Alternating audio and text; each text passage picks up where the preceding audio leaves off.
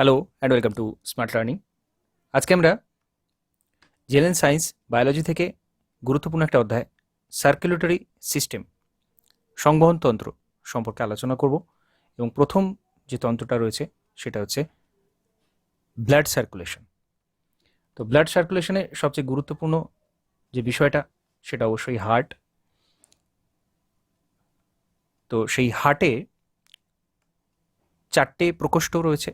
আমাদের যারা স্তন্যপায়ী প্রাণী রয়েছে তার সাথে মানুষেরও 4টে প্রকোষ্ঠ রয়েছে। এখানে মানব হৃৎপিণ্ডের যে চিত্রটা সেটা আমরা দেখতে পাচ্ছি এখানে রয়েছে। তো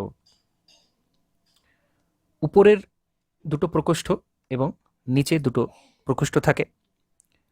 উপরের যে প্রকোষ্ঠগুলো রয়েছে সেগুলোকে বলা হচ্ছে অলিন্দ বা আর্ট্রিয়াম, আর নিচের যে প্রকোষ্ঠগুলো এই দুটোকে বলা হচ্ছে ভেন্ট্রিকল বা নিলয়। ডান নিলয়, বাম নিলয় বা ডান দিকে যে রাইট ভেন্ট্রিকল এবং লেফট ভেন্ট্রিকল, আর উপরের যে অংশ রয়েছে সেটা হচ্ছে আর্ট্রিয়াম, রাইট আর্ট্রিয়াম এবং লেফট আর্ট্রিয়াম। এই 4টে প্রকোষ্ঠ রয়েছে। এই 4টে প্রকোষ্ঠের মাধ্যমে সারা শরীরের সাথে শিরা, উপশিরা এবং ধমনীর সাথে হৃদয়টা যুক্ত, হৃৎপিণ্ডটা যুক্ত। তো শিরার মাধ্যমে এখানে ব্লু কালারে ভেন বলা রয়েছে, ভেনা কাভা, এটা সুপিরিয়র, এটা মহাশিরা এবং এটা মহাধমনী। মহাশিরাতে কি হয়, সারা শরীর থেকে যে দূষিত রক্ত রয়েছে, কার্বন ডাইঅক্সাইড যুক্ত যে রক্ত রয়েছে সেটা এই শিরার মাধ্যমে আসে। শিরার মাধ্যমে কার্বন ডাইঅক্সাইড যুক্ত রক্ত সেটা হৃৎপিণ্ডে এসে প্রবেশ করে এবং হৃৎপিণ্ড সেটাকে পাঠিয়ে দেয় ফুসফুসে, পালমোনারি আর্টারি। ফুসফুসীয় যে ধমনী রয়েছে সেই ধমনীর মাধ্যমে ফুসফুসে পাঠিয়ে দেয় এই দূষিত কার্বন ডাইঅক্সাইড যুক্ত রক্তটাকে। এখানে আমরা সরাসরি চিত্রের মাধ্যমে দেখতে পাচ্ছি সারা শরীর থেকে শিরা উপশিরার মাধ্যমে আসছে, আসার পর হৃৎপিণ্ড সেটাকে ফুসফুসে পাঠিয়ে দিচ্ছে। তো শিরার মাধ্যমে বা যেটাকে আমরা ভেইন বলে থাকি, সেই ভেনের মাধ্যমে দূষিত রক্ত আসে এবং ধমনী বা যেটাকে আমরা আর্টারি বলে থাকি, সেই আর্টারির মাধ্যমে, ধমনীর মাধ্যমে ফুসফুস থেকে যে বিশুদ্ধ রক্তটা, অক্সিজেনযুক্ত রক্তটা হৃৎপিণ্ডে এসে পৌঁছায় সেটাকে সে সারা শরীরে পৌঁছে দেয়। তো এই সার্কেলটা বুঝলেই, মূল বিষয়টা বুঝলেই কিন্তু আমাদের এই অধ্যায়ের মূল বিষয়টা কিন্তু এর মধ্যেই লুকিয়ে রয়েছে।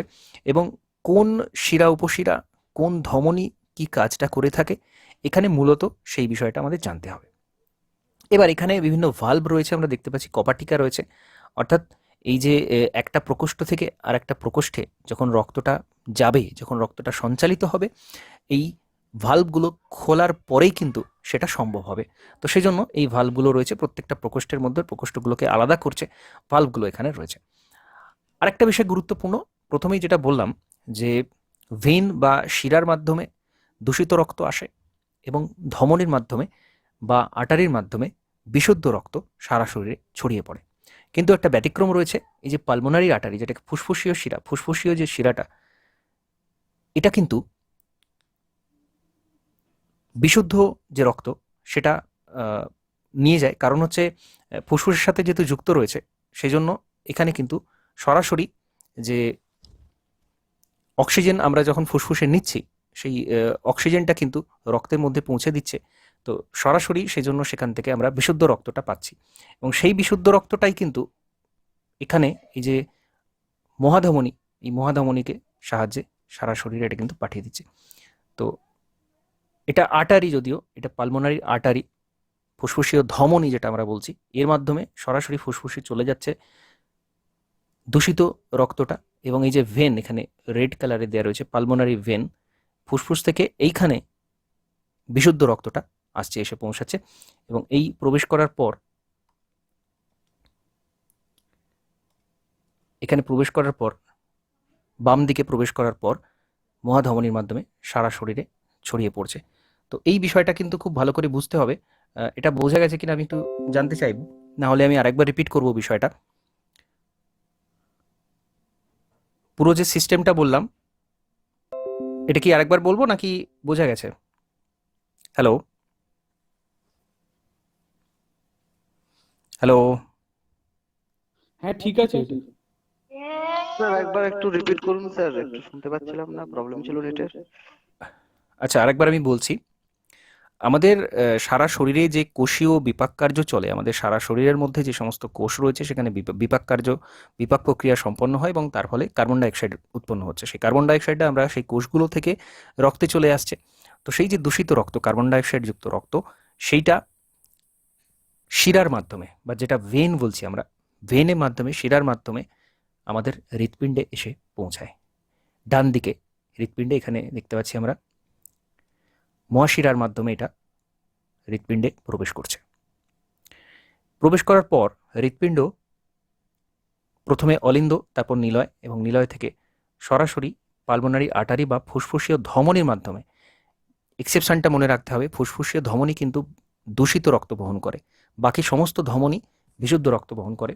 ফুসফুসীয় ধমনী সেটা কিন্তু দূষিত, কারণ এই সরাসরি এটা চলে যাচ্ছে ফুসফুসে। ফুসফুস পরিবেশ থেকে অক্সিজেন গ্রহণ করছে এবং সেখান থেকে রক্তের মধ্যে কিন্তু মিশে যাচ্ছে সেই অক্সিজেনটা। তারপরে সেটা পালমোনারি ভেন বা ফুসফুসীয় শিরার মাধ্যমে হৃৎপিণ্ডে বাম প্রকোষ্ঠে এসে প্রবেশ করছে এবং তারপর সেটা চলে যাচ্ছে ধমনির মাধ্যমে বা আর্টারির মাধ্যমে, মহাধমনী, আওর্টা যেটাকে আমরা বলি, সেই মহাধমনির মাধ্যমে সারা শরীরে কিন্তু ছড়িয়ে পড়ছে। এই সার্কুলেটরি সিস্টেমটা কিন্তু এটা মূল। ঠিক আছে, এই যে এক্সেপশনটা যেটা বললাম, আমরা তো সাধারণত জানি যে ভেন বা শিরা দূষিত রক্ত বহন করে, কিন্তু ফুসফুসীয় শিরা বিশুদ্ধ রক্ত বহন করে, কারণ সেটা ফুসফুস থেকে সরাসরি এসে হৃৎপিণ্ডে এসে প্রবেশ করছে। ফুসফুস যে অক্সিজেনটা নিচ্ছে সেটা সে বহন করে হৃৎপিণ্ডে এসে পৌঁছে দিচ্ছে। আর ধমনী, সাধারণত ধমনী, এই যে মূল যে ধমনীটা, বিশুদ্ধ রক্তটা সরাসরি ছড়িয়ে দিচ্ছে, কিন্তু যেটা ফুসফুসীয় যে ধমনী রয়েছে সেটা কিন্তু দূষিত রক্ত বহন করছে। এই এক্সেপশনটা মনে রাখতে হবে। ওকে, আশা করছি এবার বোঝা গেছে। বোঝা গেছে? ওকে। হ্যালো। হ্যাঁ স্যার, ঠিক আছে, ওকে। বোঝা গেছে। আমি, হ্যাঁ, আমি এবার এই বিভিন্ন যে ভালভগুলো রয়েছে, পালমোনারি ভালভ, ট্রাইকাসপিড ভালভ, এই ভালভগুলো দেখতে হবে। এখানে বিভিন্ন পালমোনারি ভালভ, এটা পালমোনারি অর্থ হচ্ছে ফুসফুসীয়। ওকে, তো ফুসফুসীয় শিরার সাথে যুক্ত রয়েছে, সেই জন্য এটা পালমোনারি ভালভ বলা হচ্ছে। ট্রাইকাসপিড, এই যে ডান অলিন্দ থেকে ডান নিলয় প্রবেশ করছে, এটা ট্রাইকাসপিড ভালভ রয়েছে। তো এই ভালভের নামগুলো একটু জেনে রাখতে হবে, যেটার সাথে যুক্ত রয়েছে সেই নামটা কিন্তু সেভাবেই দেয়া হয়েছে। তো সেটা আমরা আসছি, এখানে লেখাগুলো আমরা একটু দেখে নেব। এই সার্কুলেটরি সিস্টেম, এটা ব্লাড সার্কুলেশনটা প্রথম ডিসকভার করেন উইলিয়াম হার্ভে, খুব গুরুত্বপূর্ণ।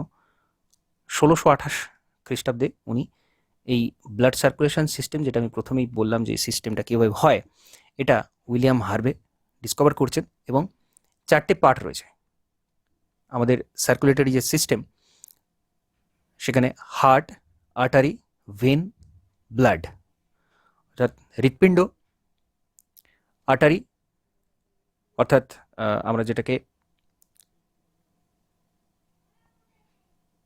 ধমনী বলে থাকি, আর্টারি, ভেইন যেটা শিরা, এবং ব্লাড রক্ত। তো এই 4টে নিয়ে মূল আমাদের circulatory system. Heart, it remain safe in the pericardial membrane. তো হার্টের উপরে যে আস্তরণটা রয়েছে, সেই আস্তরণটাকে পেরিকার্ডিয়াল মেমব্রেন বলা হচ্ছে, এবং এর ওজন প্রায় 300 গ্রাম। তো দুটো এখানে ইনফরমেশন বারবার পরীক্ষাতে জিজ্ঞাসা করা হয়, পেরিকার্ডিয়াল মেমব্রেন এবং হার্টের যে ওয়েটটা প্রায় 300 গ্রাম। একটা পরিণত মানুষের শরীরে যে হার্টের ওজন, সেটা কিন্তু 300 গ্রাম হয়ে থাকে। তো এই জায়গা থেকে বারবার জিজ্ঞাসা করা হয়, ইনফরমেশনগুলো গুরুত্বপূর্ণ। 4টে চেম্বার থাকে, যেটা আমরা দেখলাম, রাইট আর্টিকেল, লেফট আর্টিকেল, আর রাইট ভেন্ট্রিকেল, লেফট ভেন্ট্রিকেল, অর্থাৎ ডান অলিন্দ, বাম অলিন্দ, ডান নিলয় এবং বাম নিলয়।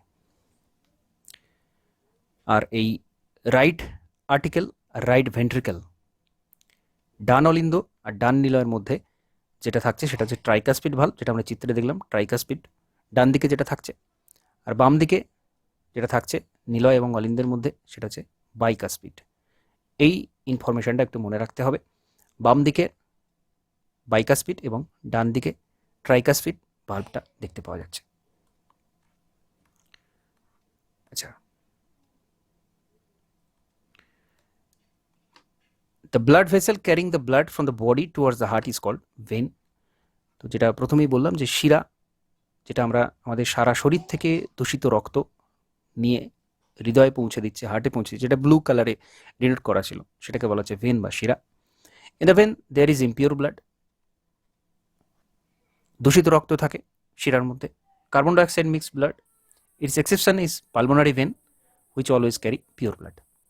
তো এক্সেপশনটা বলা রয়েছে যে শিরা কিন্তু দূষিত রক্ত বহন করে, কিন্তু ফুসফুসীয় যে শিরা বা পালমোনারি যে ভেন, সেটা কিন্তু বিশুদ্ধ রক্ত বহন করে। Pulmonary vein carries the blood from lungs to left article. তো আমরা দেখলাম যে পালমোনারি ভেন বা পালমোনারি শিরা, এটা কিন্তু বাম দিকে, ফুসফুস থেকে সরাসরি বাম দিকে এসে পৌঁছাচ্ছে, কিন্তু এই বিশুদ্ধ যে রক্তটা সেটা ফুসফুস থেকে এসে বাম অলিন্দে কিন্তু এসে পৌঁছাচ্ছে, এবং এটা pure. The blood vessel carrying the blood from the heart towards the body is called artery.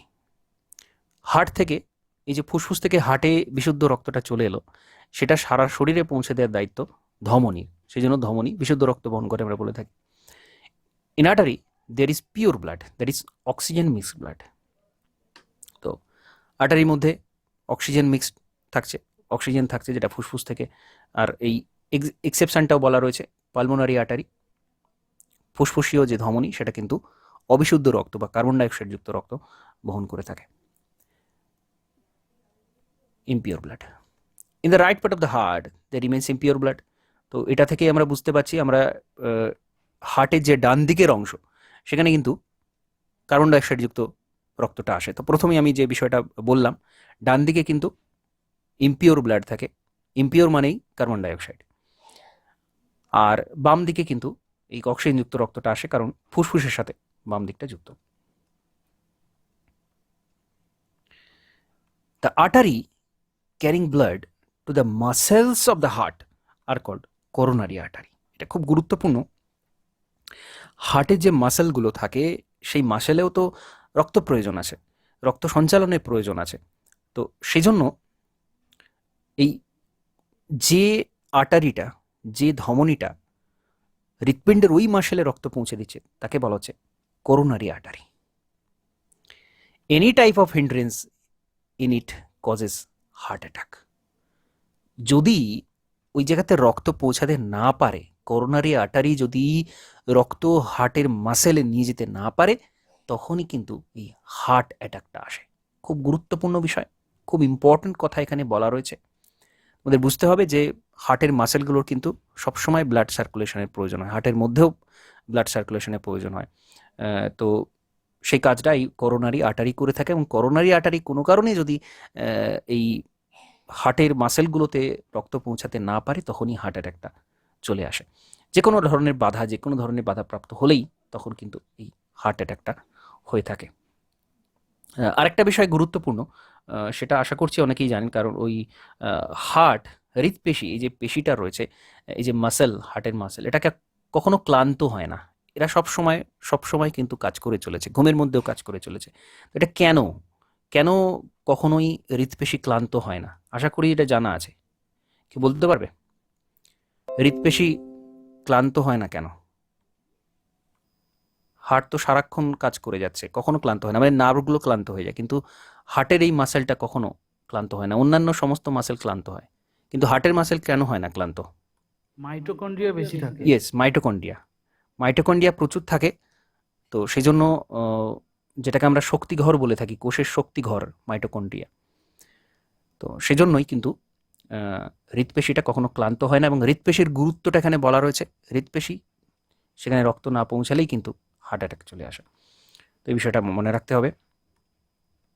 Course of circulation, mammals have double circulation. স্তন্যপায়ী প্রাণীদের কিন্তু ডাবল সার্কুলেশন দেখা যায়। অর্থাৎ কি হয় এখানে, 2 time from heart before circulating throughout the body. দুবার কিন্তু এই সার্কুলেশনের ঘটনাটা ঘটে থাকে। তো right auricle receive impure blood from the body which goes into right ventricle. ডান অলিন্দ সারা শরীরের দূষিত রক্তটা গ্রহণ করে এবং সেটা ডান নীলয়ে পাঠিয়ে দেয়। From here the blood went into pulmonary artery. সেখান থেকে ফুসফুসীয় শিরাতে পৌঁছায় ওই ইম্পিওর ব্লাডটা, which send it to the lung for purification, তো সেটা ফুসফুসে পৌঁছে দেয়। After purification it is collected by pulmonary vein which bring it back to heart and left article. তো সেখান থেকে ফুসফুসীয় শিরার মাধ্যমে ফুসফুস থেকে পিওর ব্লাডটা লেফট আর্টিকেলে আসে, বাম অলিন্দে আসে, অর্থাৎ উপরের প্রকোষ্ঠটাতে এলো। From article it went into left ventricle, তো তারপরেই এটা নিচে চলে যায়, অর্থাৎ বাম দিকে নিলয়ে থেকে বাম দিকের অলিন্দে পৌঁছে যায়। Now this purified blood is went into aorta for different organ of body, তো এটা মহাধমনির মাধ্যমে সারা শরীরে নানান অঙ্গে পৌঁছে যায় এবং এটাকেই বলা হচ্ছে কার্ডিয়াক সার্কেল।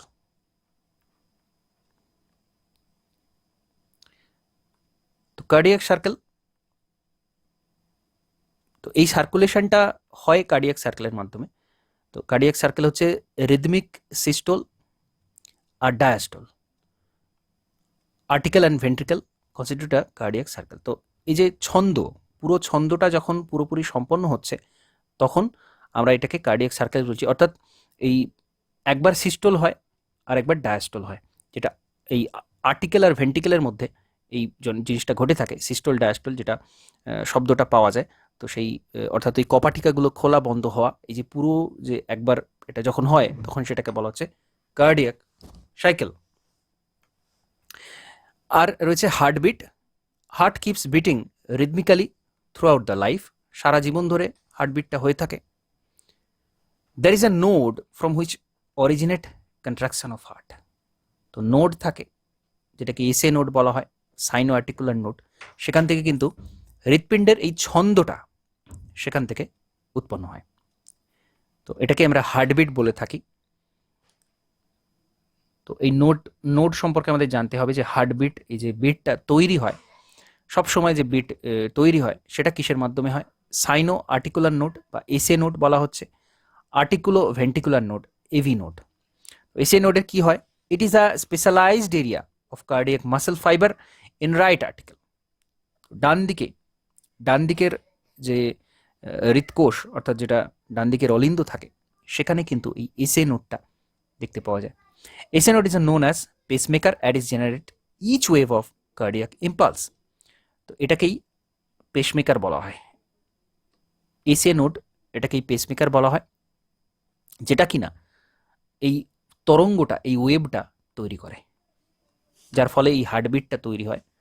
তো এসএ নোড খুব গুরুত্বপূর্ণ। সাইনো আর্টিকুলার নোড, ফুল ফর্মটাও জিজ্ঞাসা করা হতে পারে, সাইনো আর্টিকুলার নোড, যেটাকে আমরা পেসমেকার বলছি। এবং এটা ছন্দ যখন উৎপন্ন করতে পারে না, হার্ট যখন করতে পারে না, তখন কৃত্রিমভাবে কিন্তু এটা বসানো হয়। তো এসএ নোডের কাজ কিন্তু এটাই, এই হার্টবিটটাকে তৈরি করা।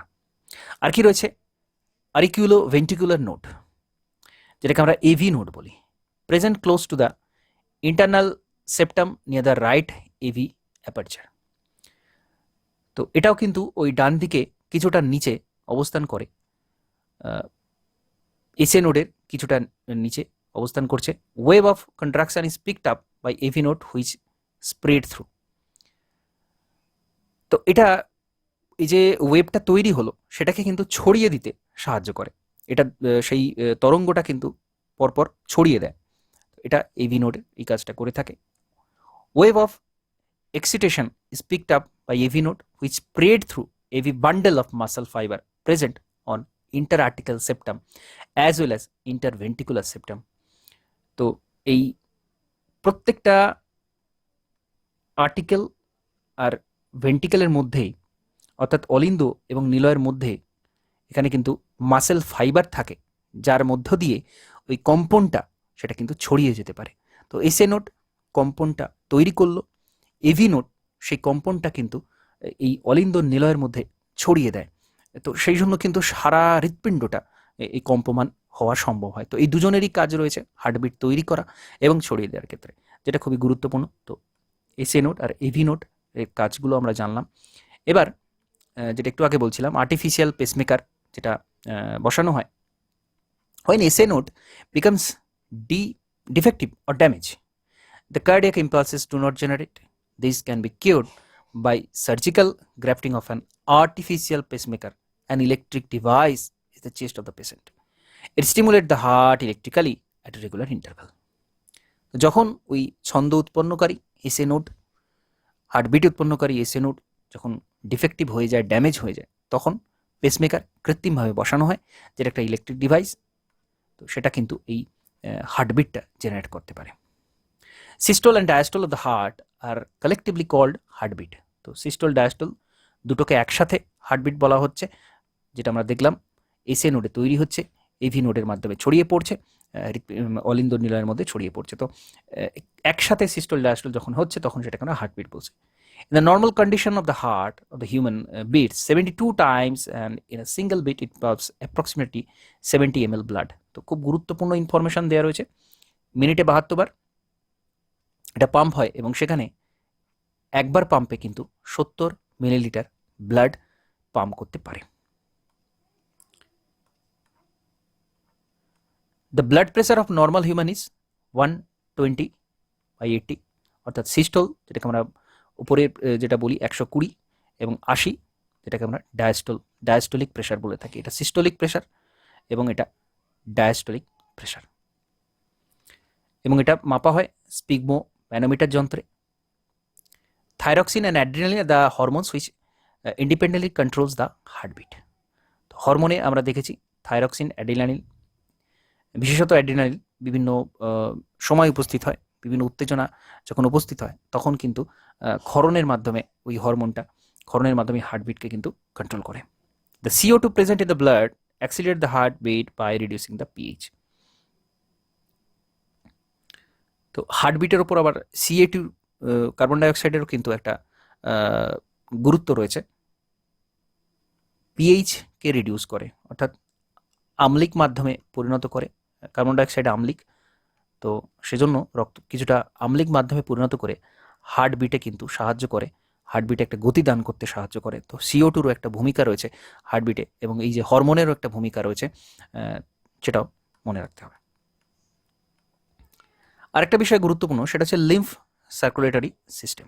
রক্ত তো যাওয়া আসা করছেই, তার সাথে সাথে লিম্ফ সার্কুলেটরি সিস্টেম একটা দেখতে পাওয়া যায়। লিম্ফ কাকে বলা হয়? লাইট ইয়েলো ফ্লুইড, হালকা হলুদাভ একটা ফ্লুইড ইন্টারসেলুলার ইন্টারভ্যাল এর মধ্যে দেখতে পাওয়া যায়। অর্থাৎ দুটো কোষের মধ্যে দুটো কোষ পাশাপাশি, তার মধ্যে যে গ্যাপ রয়েছে সেই গ্যাপের মধ্যেই ফ্লুইডটা থাকে। Between a different tissue and cell is called lymph. তো এটাকে লিম্ফ বলা হয়। Lymph is a fluid whose composition like blood plasma.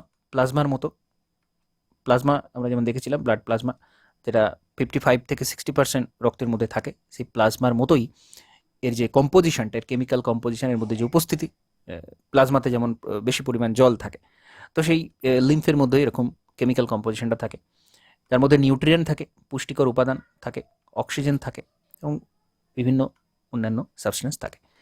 The corpus found in lymph are called lymphocyte. তো লিম্ফের মধ্যে লিম্ফোসাইট দেখতে পাওয়া যায়। These are white blood corpus. এটা কিন্তু একটা টাইপের WBC বা white blood corpus. Lymph flows only in the direction from tissue towards heart. এটা টিস্যু থেকে, বিভিন্ন কলা থেকে, কোষ বিভিন্ন মিলিত হয়ে কলা তৈরি হয়, তো সেখান থেকে এটা কিন্তু হার্টের দিকে প্রবাহিত হতে দেখতে পাওয়া যায়। এর কাজটা কি, ফাংশনসটা কি? The lymphocyte present in lymph helps to prevent the body from diseases by killing the harmful bacteria or other substances. তো এটা যেহেতু একটা ধরনের WBC, লিম্ফোসাইট যেটা লিম্ফের মধ্যে পাওয়া যাচ্ছে, সেটা এক ধরনের WBC। এবং হোয়াইট ব্লাড কর্পাসের কাজ আমরা জানি জীবাণু ধ্বংস করা। তো এখানেও কিন্তু এর মূল কাজ জীবাণু ধ্বংস করা। ফ্রম দ্য লিম্ফোসাইট তৈরি করে, লিম্ফের মধ্যে লিম্ফোসাইট তৈরি হয়। The node found in lymph vessels are called lymph node, works as a filter in the human body. এখানেও এক ধরনের কপাটিকা নোড পাওয়া যায়, তো সেটাকে বলা হচ্ছে filter of human body. Lymph vessel যেটা থাকে, এর জন্য যে শিরা দেখতে পাওয়া যায়, যে যার মাধ্যমে এটা পরিবাহিত হয়, তার মধ্যেও কিন্তু এরকম নোড দেখতে পাওয়া যায়, তো সেটাকে বলা হচ্ছে filter of the human body. Lymph help in healing the wound. তো যেখানে ক্ষত সৃষ্টি হয় সেখানে কিন্তু লিম্ফ হেল্প করে সেই জায়গাতে সেটা কিওর হতে কিন্তু হেল্প করে থাকে। Lymph circulate different material from tissue to veins. তো যেহেতু আমরা প্রথমেই দেখলাম যে বিভিন্ন যে কলাকোষের মধ্যে গ্যাপ রয়েছে সেখানে এটা পাওয়া যায়, তো সেখানে বিভিন্ন রকম যে মেটেরিয়াল থাকে, আমরা দেখলাম লিম্ফের মধ্যে বিভিন্ন পুষ্টিকর উপাদানও রয়েছে, নানান রকম উপাদান রয়েছে, তো সেটা এই টিস্যু থেকে ভেন্সের মধ্যে একটা থেকে টিস্যুর মধ্যে থেকে কোনো উপাদান সেটা শিরার মধ্যে কিন্তু নিয়ে যেতে সাহায্য করে। তো মূল বিষয়টা কি? মূল বিষয়টা হচ্ছে আমাদের যে শিরা উপশিরাগুলো সংযুক্ত রয়েছে বিভিন্ন কোষের সাথে, তার সাথে এই ফ্লুইডগুলো কিন্তু যুক্ত থাকে, যাতে করে ওই কোষ থেকে দূষিত পদার্থগুলো বের করে দেওয়া যায়। আবার কোষের যা প্রয়োজন সেই সব প্রয়োজনীয় উপাদানগুলো আমাদের রক্ত থেকে কোষে গিয়ে কিন্তু পৌঁছাতে পারে যাতে করে।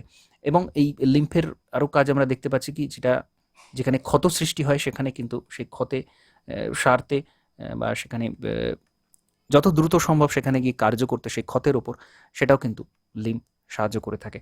তো এই সার্কুলেটরি সিস্টেমের পুরো বিষয়টা এটাই। আমাদের হৃৎপিণ্ড, রক্তবাহ সমস্ত কিছু নিয়ে কিন্তু আমাদের সার্কুলেটরি সিস্টেম, এবং প্রথমে যে অবস্থাটা বললাম যে যেভাবে এখানে রক্ত আসা যাওয়া করে এবং পিউরিফিকেশন হওয়ার পরে সেটা সারা শরীরে ছড়িয়ে পড়ে, এটা কিন্তু এই অধ্যায়ের মূল। এবং এখানে যে ইনফরমেশনগুলো দেওয়া রয়েছে সেই ইনফরমেশনগুলো কিন্তু আমাদের জানতে হবে। তো এর দ্বারা এতটুকুই রয়েছে। তো এবার জিজ্ঞাসা করব কোনো সমস্যা আছে কিনা বা কোনো প্রশ্ন থাকলে আমি জানতে চাইব।